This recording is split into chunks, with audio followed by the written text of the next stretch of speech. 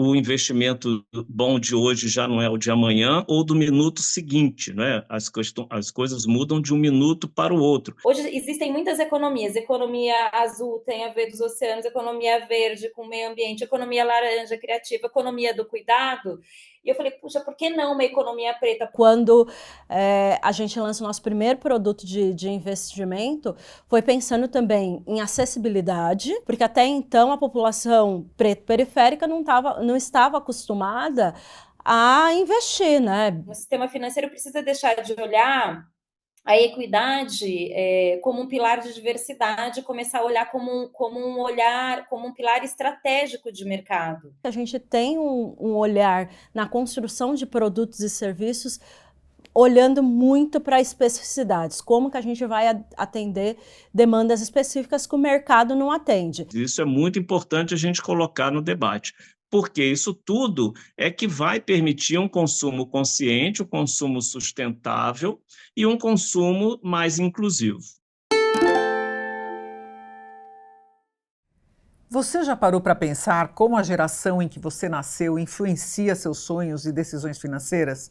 O desejo da casa própria, do carro zero, viagens ou até daquela poupança para o futuro, esses eram objetivos comuns no passado. Mas será que eles continuam vivos para os jovens de hoje? Afinal, nunca tantas gerações dividiram não só o mesmo espaço de trabalho, mas também o mesmo mercado de consumo. E nesse cenário surgem novos hábitos, novas prioridades e novas desigualdades. No episódio de hoje, nós vamos entender como diferentes gerações, da Baby Boomer à geração Z, encaram consumo e investimento. E mais, será que só a idade define esse comportamento? Ou aspectos como classe social, raça e consciência de pertencimento também determinam como e por que consumimos? Para essa conversa, nós convidamos aqui no estúdio da Febraban a Fernanda Ribeiro, que é fundadora da Conta Black, banco digital que nasceu para atender clientes muitas vezes invisibilizado pelo sistema financeiro tradicional. Seja muito bem-vinda, Fernanda. E remotamente participa conosco a Adriana Barbosa, fundadora da Feira Preta e da Preta Hub, que liderou a pesquisa O que Falta para Reinar, sobre o consumo afro-brasileiro. Seja muito bem-vinda também, Adriana. Obrigada pelo convite. E quem participa conosco também remotamente, mas direto de Paris, é um grande amigo, o Jorge Félix, jornalista e autor do livro Economia da Longevidade, que nos ajuda a pensar sobre o impacto do envelhecimento em países que, como o Brasil, ainda convivem com fortes desigualdades. Salve, salve, Jorge, queridíssimo amigo, que bom ter você aqui nesse podcast. Oi, Mona, prazer. Muito obrigado pelo convite. Vai ser ótimo a gente conversar. Ele tinha que participar porque há tanto tempo pesquisa esse assunto. E aqui conosco, aqui no estúdio, a Marjorie Marcelino, que é do time de redes sociais aqui da comunicação da Febraban. Oi, pessoal. Oi, Mona. Vai ser um prazer conversar com vocês hoje. Eu sou Mona Dorf, diretora adjunta de mídias sociais da Febraban, e convido você a mergulhar com a gente nessa boa reflexão.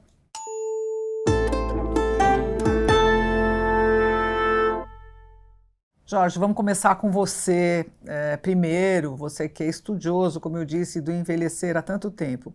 No seu livro Economia da Longevidade, você destaca que países ricos ficaram ricos antes de envelhecer e países pobres, como o Brasil, estão envelhecendo antes de enriquecer. Que impacto isso traz para padrões de consumo e de investimentos das diferentes gerações brasileiras?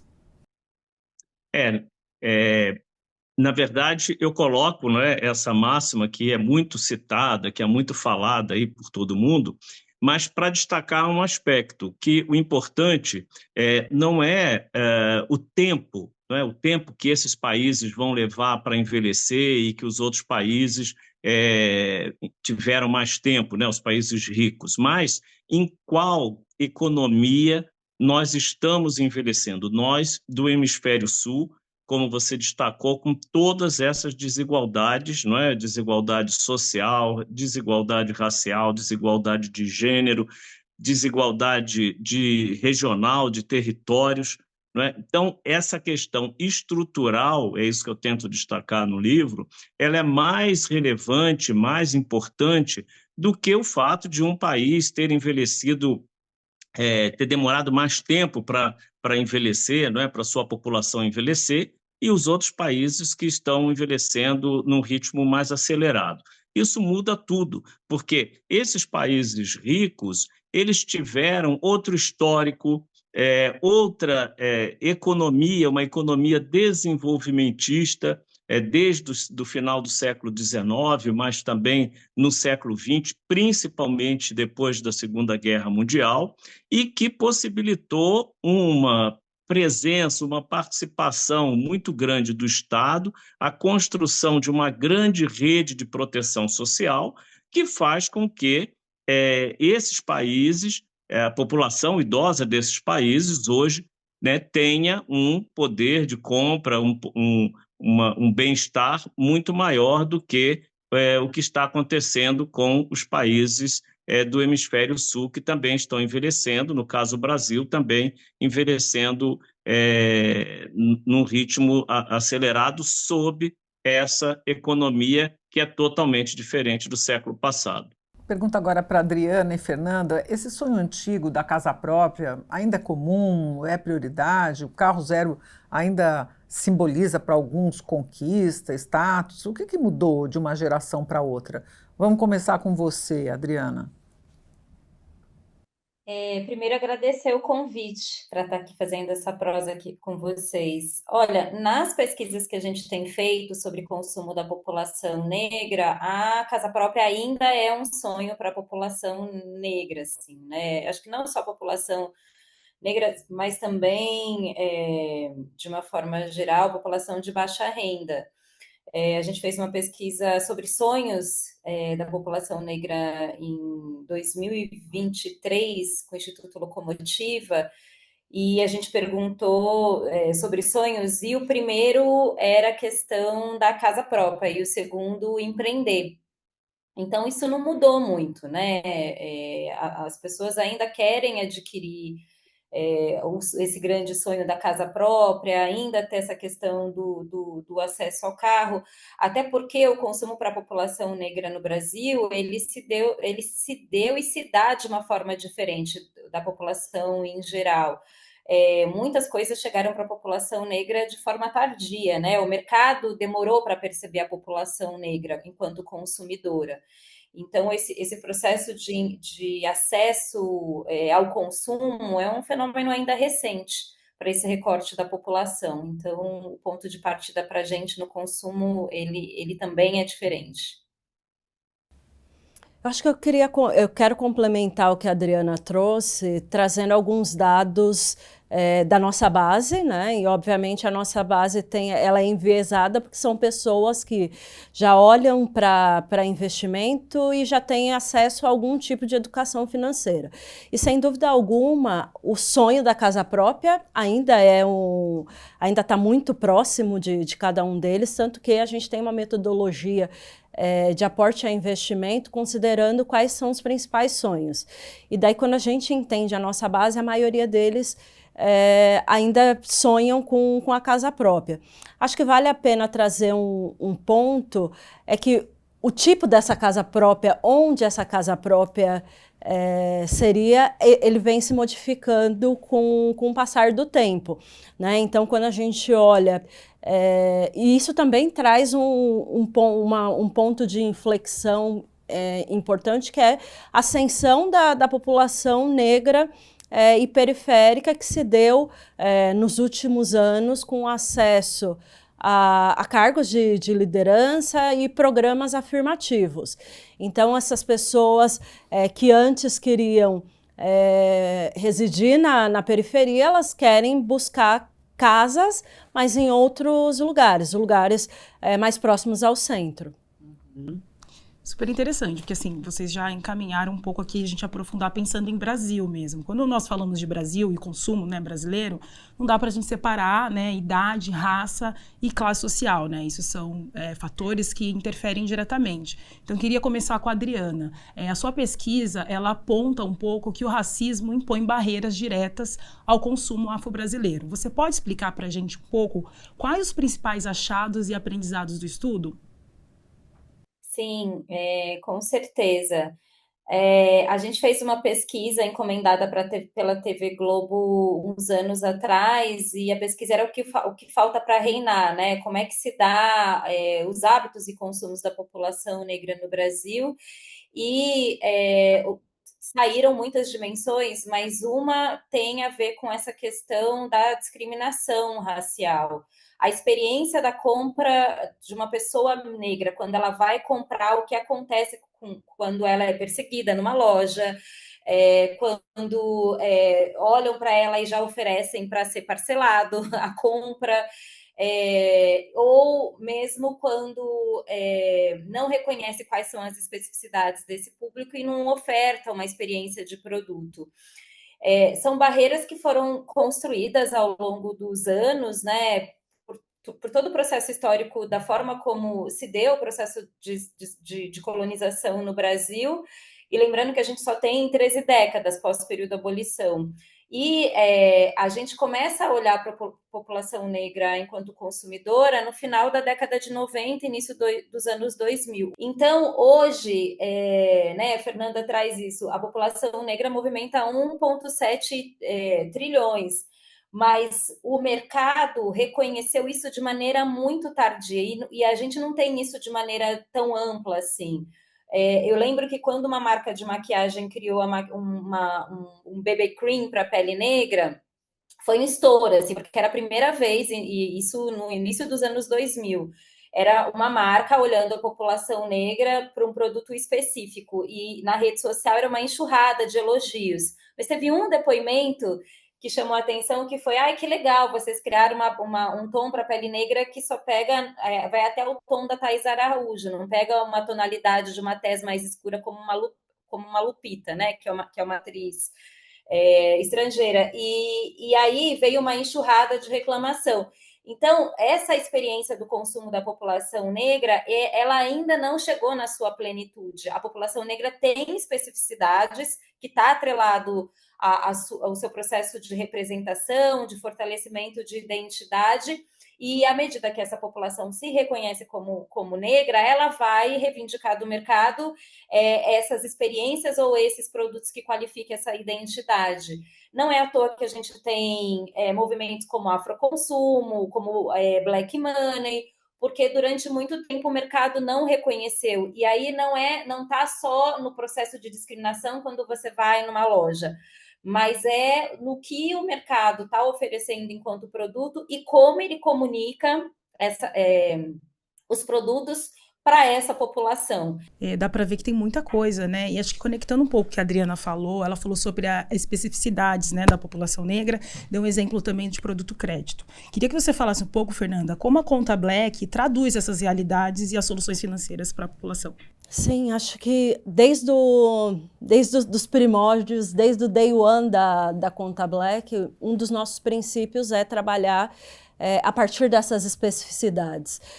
Eu lembro que quando a gente lançou o MVP da Conta Black, que era uma conta mais simples, que possibilitava o acesso a aplicativo, tinha um cartão na modalidade pré-pago, desculpa.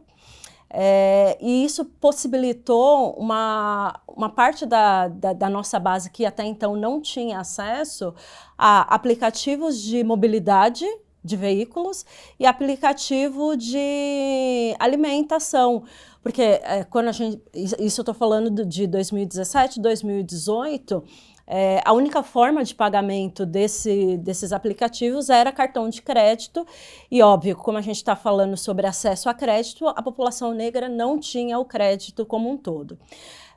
À medida que a Conta Black ela vai avançando, a gente vai descobrindo outras novas lacunas em relação a população negra, e a gente acaba convertendo isso em produtos que atendam essas especificidades. Vou trazer aqui um outro exemplo, que é a seguridade, que é seguros. Até então, a população, quando solicitava o seguro, não tinha o hábito de ler a apólice e entender quais eram as coberturas.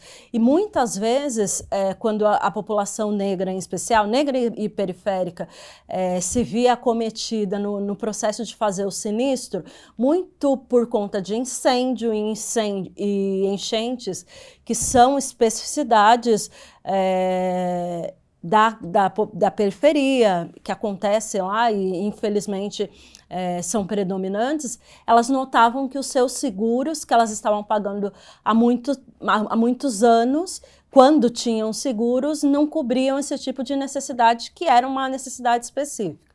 E aí a gente, como Conta Black, quando desenha o produto de seguro, a primeira coisa que a gente pensa é exatamente isso. Uma apólice que seja clara, que não tenha letras miúdas e que atenda a especificidades. Vou trazer aqui um último exemplo, que é investimento. Então, quando a gente lança o nosso primeiro produto de investimento, foi pensando também em acessibilidade, né? Então, poderia fazer aporte a partir de R$10. E acho que a segunda coisa era como que a gente transforma essa cultura. Porque até então a população preta periférica não estava acostumada a investir, né? Porque a gente vem de uma lógica de escassez, de entender como que a gente como que a gente usa esse dinheiro dentro dessa lógica da escassez, e nunca houve um olhar específico para investimento, né? Para como que está sobrando, como que eu invisto. Então, como Conta Black, a gente tem um olhar na construção de produtos e serviços olhando muito para especificidades, como que a gente vai atender demandas específicas que o mercado não atende. O nosso posicionamento hoje é como um hub de produtos e serviços financeiros que nos possibilita trazer players do mercado para a mesa para a gente construir esses produtos juntos. Bom, e falando em investimento, Jorge, no teu livro você diz que o mercado de poupança para aposentadoria é extremamente atraente para players internacionais, mas lembra que 73% dos brasileiros não têm qualquer capacidade de poupar e, historicamente, não tem a cultura de poupar, né? Então, eu vou começar aqui, né, de um ponto aí que vocês abordaram, que é a questão da casa própria e, em particular, da população negra, não é? Porque nós temos, como se sabe, um diferencial muito grande entre a expectativa de vida da população nessa perspectiva racial. E aí o que eu falei no início, que a questão não é o ritmo de envelhecimento, mas sim o modelo de economia que nós estamos envelhecendo, e isso penaliza muito mais a população negra, evidentemente, porque é a população mais vulnerabilizada historicamente, para mostrar como isso é estrutural, né? Vocês estavam falando, eu estava lembrando da música do Jorge Benjor, não é?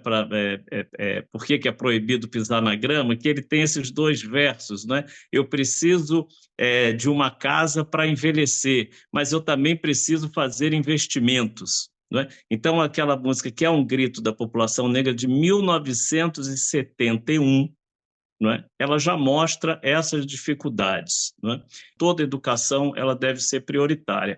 Mas eu tenho medo, viu, Mona? Porque, de repente, na sociedade, e não é só a sociedade brasileira, aqui na França também tem ocorrido isso, a figura do pobre desapareceu.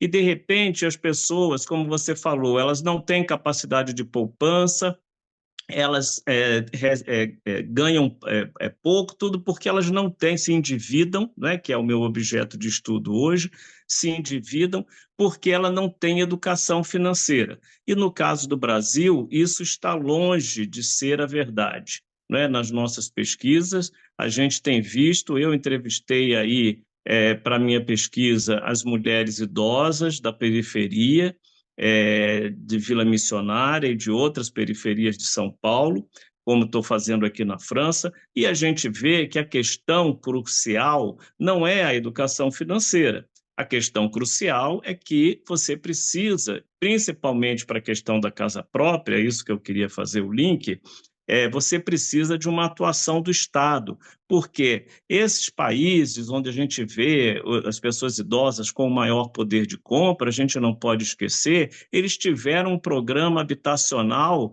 praticamente a casa foi doada pelo Estado para essa geração, né? Essa geração do pós-guerra, que tinha ali 40, 50 anos do pós-guerra e que hoje está aí com 80, 90 anos. E não à toa nós temos um estoque imobiliário enorme nas mãos das pessoas idosas, nos países ricos e também no Brasil, não é? Porque essa geração, mas principalmente os brancos que trabalhavam no mercado formal e tinham acesso ao sistema financeiro de habitação e puderam adquirir a casa própria, eles também são os grandes proprietários. Mais de 80% dos idosos brasileiros são proprietários de imóveis.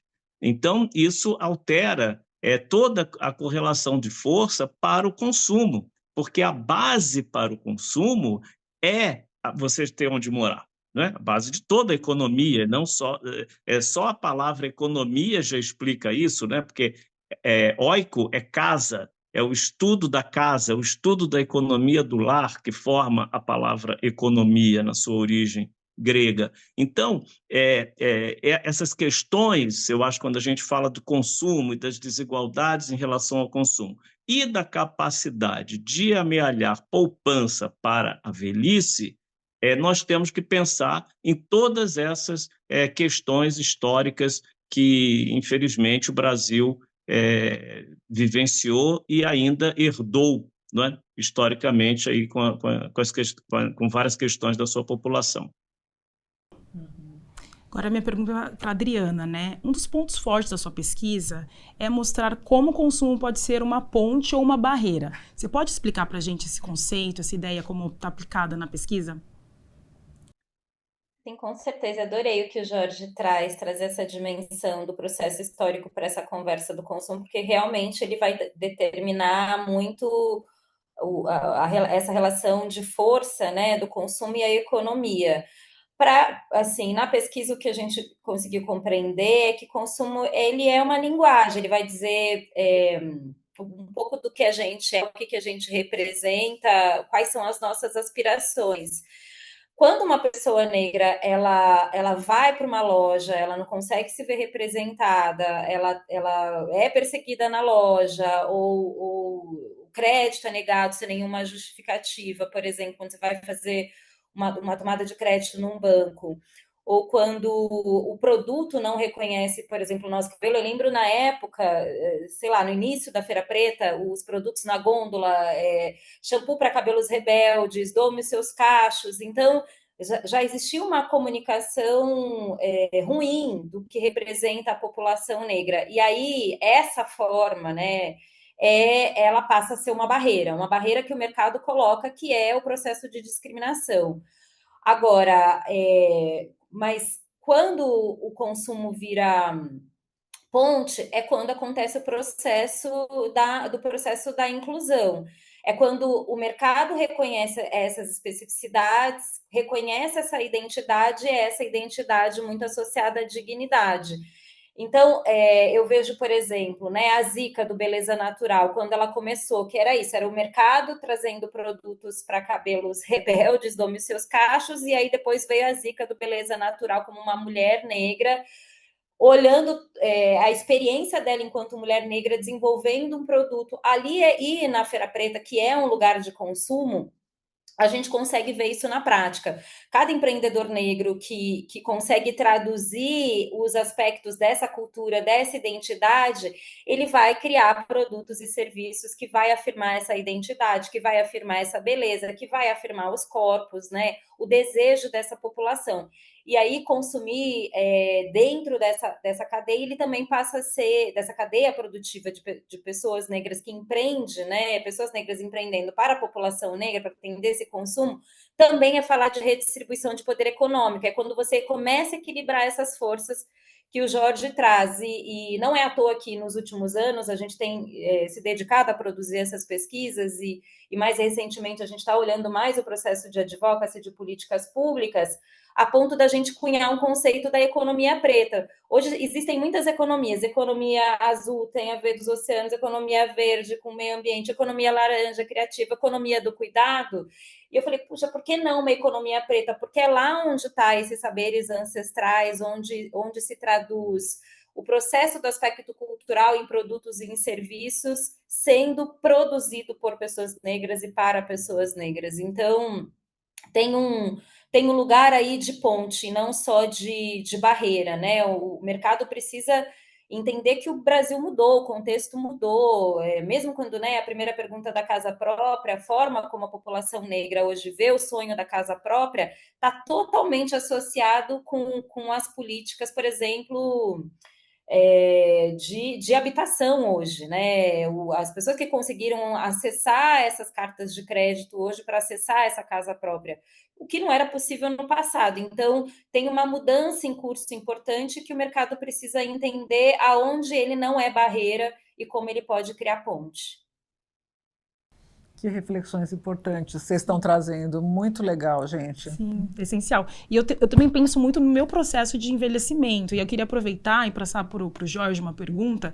Hoje a gente vive 30 anos a mais, né? Se eu comparar com a minha avó, que os meus avós. Então, como isso muda no padrão, né, de poupança, de previdência? Como você enxerga isso para as novas gerações? É claro que hoje você, né, mais uma vez, com essa economia que nós estamos envelhecendo, financeirizada, muda toda a dinâmica, a capacidade das pessoas para construir, né, para planejar alguma coisa na sua velhice. Né? Primeiro porque é uma economia financeirizada, extremamente volátil, né? O investimento bom de hoje já não é o de amanhã ou do minuto seguinte, né? As coisas mudam de um minuto para o outro. Isso é um grande desafio para quem vai construir qualquer planejamento, seja a pessoa mais pobre, que tem lá as suas economias em investimentos quase sempre mais favoráveis, né, no jogo aí das taxas de juros, sejam as pessoas, mesmo os grandes bilionários, não é, que também precisam, né, têm o interesse de manter suas fortunas. Então, é igual para todo mundo. Isso dificulta bastante esse planejamento. Agora, mais uma vez, não existe esse planejamento sem você ter o básico. E o básico é você ter uma questão habitacional no Brasil que ela precisa ser equacionada. Quase todas as pessoas que eu tenho entrevistado, elas estão super endividadas, elas estão negativadas, e uma das questões chaves é a questão imobiliária, o aluguel, a questão de não ter uma casa própria. Então, isso deveria estar na prioridade para um planejamento. E, evidentemente, hoje, como a terra urbana sofre com toda essa especulação, né, dessa fração imobiliária do capital financeiro, que tem modificado as cidades, que tem interferido de uma forma muito agressiva, isso é um grande desafio para as novas gerações. Né? Porque, então, você vê aí gerações com cada vez mais dificuldade. Por isso é que eu não acredito, né, que isso possa ser viabilizado, equacionado para as novas gerações que vão viver muito tempo, né, que têm uma expectativa de vida, pelo menos ao nascer, cada vez maior, sem a participação do Estado. Isso que a Adriana colocou. As pessoas que conseguem acesso à casa própria, elas estão dentro de algum programa do Estado, né? Não estamos falando, evidentemente, das pessoas ricas, especuladores imobiliários, enfim, tudo isso que a gente conhece, que a gente sabe que existe. Mas estou falando aqui de um planejamento para você, né? Pelo que o Majuco me perguntou, né? Bom, se vocês pudessem agora deixar uma mensagem, né, para os executivos do setor financeiro, que insights do comportamento de consumo das diferentes gerações e da diversidade brasileira não podem ser ignorados? Vou começar pelo Jorge. Que eu acredito que seja um papel, Vilmona, do sistema financeiro do Brasil, e é o que eu estou constatando com essa minha pesquisa comparativa aqui na França, que, diga-se de passagem, financiada pela FAPESP, né, pela Fundação de Amparo à Pesquisa do Estado de São Paulo, que eu preciso citar, é um ponto que eu acho que o Brasil ainda está muito atrasado, que é um sistema bancário, um sistema de crédito, que ele seja defensor, né, e mitigador dos riscos de endividamento. Então, o que o que eu tenho percebido é que aqui na França o banco ele é um fiscalizador para que você não caia num superendividamento, não é? Então, no Brasil, nós tivemos a lei de superendividamento, mas nós não temos ferramentas, mecanismos que existem, né, posso dizer aqui da França, mas existem em outros países europeus, de proteção a esse consumidor, a esse cliente, principalmente os clientes idosos, né? Então, não é só golpe, né? Porque eu acho que golpe, né? Eu mesmo fiz, né? Merchan na Globo da cartilha da Febraban, de prevenção ao golpe contra as pessoas idosas. É muito louvável. Mas o que nós temos que ter agora no sistema financeiro são mecanismos de defesa para que as pessoas não caiam no superendividamento. E me parece que, como nós temos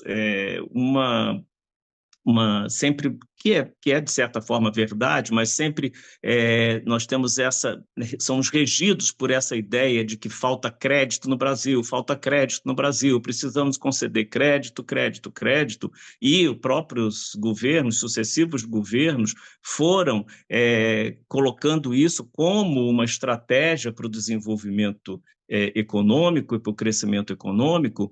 Então, nós esquecemos um pouco, né, ou esquecemos muito, ou esquecemos totalmente que algumas pessoas, aí sim, elas não têm habilidades financeiras capazes de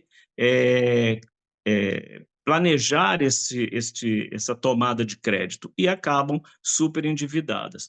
Aqui na França, por exemplo, o seu cartão de crédito ele está completamente atrelado à sua conta, né? A gente não pode ter um boleto, o cartão de crédito não me manda um boleto separado da minha conta bancária para eu pagar no final do mês o meu cartão de crédito. E quando você fica negativo, o banco te chama e já começa ali ou quando ele vê que você vai ficar negativo, vê que você chegou a um limite, que a sua conta chegou a um saldo muito pequeno, ele já te chama e já começa ali uma ação de prevenção ao endividamento ou a que você fique no vermelho. Então, esse é só um dos exemplos, mas existem outros exemplos, como existe também a falência da pessoa física, né? Na França e em outros países. Isso é muito importante a gente colocar no debate, porque isso tudo é que vai permitir um consumo consciente, um consumo sustentável e um consumo mais inclusivo. Perfeito. Adriana, você gostaria de complementar?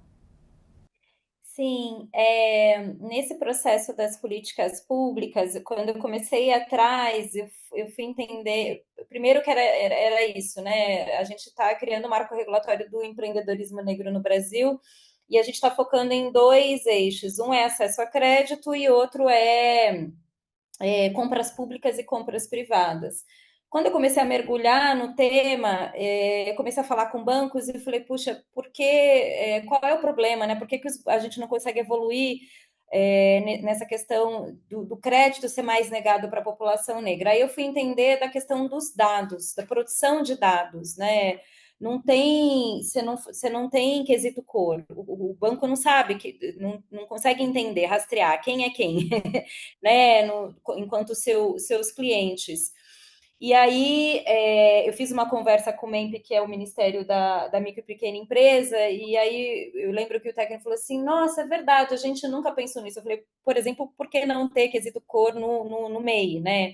Ou nas juntas comerciais, quando você vai abrir, se hoje as empresas têm, por uma estratégia de cadeia de valor, inclusive que é o tema que a Fernanda trabalha, algumas empresas já têm políticas de diversidade na sua cadeia de valor, cadeia de suprimento, por que não hoje não ter uma política pública que consiga trazer os dados de maneira mais qualificada quando você abre uma empresa, porque aí o banco cruza esses dados e consegue compreender e fazer as suas ações afirmativas, corrigir onde estão as distorções. Uma grande distorção do campo econômico e do empreendedorismo é essa questão do acesso a crédito. Eu lembro de ter feito um projeto com um banco uma vez, num banco tradicional, um programa de empreendedorismo. Dos 200, quase 300 empreendedores que estavam dentro do programa e que poderia acessar o crédito, só 40 tinha passado pelo score. E aí eu fui investigar até que eu descobri que a forma como se analisava o crédito era de maneira automatizada, né?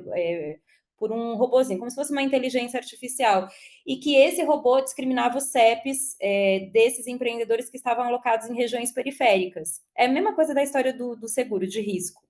Então eu falei, bom, a gente precisa lidar também agora com a história do racismo algorítmico. Então, hoje, eu acho que uma tendência é o banco se apropriar mais dessa produção de dados e qualificar quem são essas pessoas, para poder criar as ações afirmativas e corrigir onde estão os processos de desigualdade. E assim, o sistema financeiro precisa deixar de olhar a equidade como um pilar de diversidade, começar a olhar como um pilar estratégico de mercado. Né? Então, quando é que você cria produtos financeiros com propósito e representatividade? Quando você começa a investir nos dados de raça e gênero, né? Para fortalecer esse processo de inclusão por esses diversos recortes. Quanto mais o banco tiver dado qualificado de quem são essas pessoas, mais a melhor experiência e o melhor produto ele vai conseguir ofertar para esse mercado. Então, eu acho que o que a gente precisa agora é, de fato, a gente evoluir só para a diversidade, né, um entendimento de que onde estão pessoas diversas nos espaços, mas como olhar essa diversidade com a lupa da pluralidade e oferecer a melhor experiência para cada um desses recortes de público. Mas isso só vai acontecer quando o banco investir numa inteligência de dados e olhar o processo do racismo algorítmico como um lugar perigoso, né? Quem são as pessoas que estão programando? Será que eu preciso olhar para isso? Como é que se programa esses dados, né? Então, eu acho que isso pode ser uma coisa importante de evolução que a gente pode ter no mercado. Então, finalizando com você agora, Fernanda, o que não pode ser ignorado, completando Jorge, Félix e Adriana? Bom, eu acho que vou trazer 3 pontos e de maneira bem resumida. Acho que o primeiro deles é diversidade no que tange empregabilidade. Então, ter times diversos dentro das corporações financeiras faz toda a diferença. Acho que a segunda coisa é trazer tecnologia aliada a pessoas. E a terceira coisa é pensar em modelos disruptivos de análise de crédito. Por que eu digo que tudo isso é importante? Vou trazer um exemplo simples de como aconteceu dentro da nossa base durante a pandemia, e que alia essas 3 informações que eu trago como insight. Na época da pandemia, havia o auxílio emergencial, que era distribuído pelo governo federal, e ele tinha 2 valores. O teto era R$ 1.200, desculpe, ou R$ 600. A gente notou que a nossa base, para ter uma liquidez mais rápida desse dinheiro, utilizou tecnologias próprias para ter acesso a esse dinheiro. Então, eles emitiam boletos para não ter que esperar os 10 dias de liquidez dentro do aplicativo do governo. Então, se faz necessário a gente pensar na diversidade como um todo e aliar a tecnologia para que isso fique democrático de fato. Bem, acho que todo esse debate aqui está sendo muito rico. Certamente a gente vai voltar com vocês em outros podcasts. Eu já agradeço demais a participação dos três. Esse episódio de hoje mostrou que consumo e investimento não são apenas escolhas individuais. Eles carregam histórias, desigualdades, vieses, aspirações e símbolos de pertencimento. Então, novamente agradecendo aqui aos convidados, Adriana Barbosa, fundadora da Feira Preta e da Preta Hub, Fernanda Ribeiro, fundadora da Conta Black, Banco Digital, e Jorge Félix, jornalista e autor do livro Economia da Longevidade. Vocês nos ajudaram muito a enxergar como gerações, classes e identidades se cruzam na hora de consumir e investir e que tem muito caminho pela frente. E agradeço também a Majô aqui do estúdio e, claro, você, internauta que nos acompanha sempre pelas redes, nos nossos canais. E que tal observar as suas próprias escolhas de consumo com outros olhos? Talvez eles digam mais sobre você e sobre o nosso país do que você imagina. Eu sou Mona Dorf, até a próxima.